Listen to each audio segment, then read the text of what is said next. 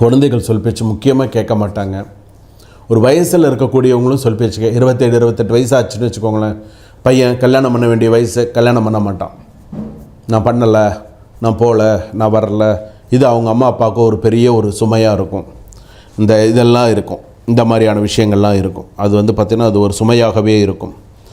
அதனால தான் அழுத்தமான வாழ்க்கையிலும் நிலைத்த நம்பிக்கையுடன் இருப்பவர்கள் ரொம்ப ப்ரெஷர். காலையில் தூங்கி எழுந்திருந்து அந்த காஃபி சாப்பிட்றதுலேருந்து இரவு தூங்க போகிற வரைக்கும் இவங்களுக்கு they face lot of pressure.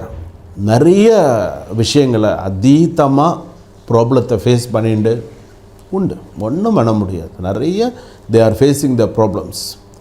எல்லாருனாலையுமே problem தான். ஸோ ஃபேஸ் பண்ணிட்டு தான் இருக்காங்க, நல்லது கெட்டது எல்லாத்தையுமே.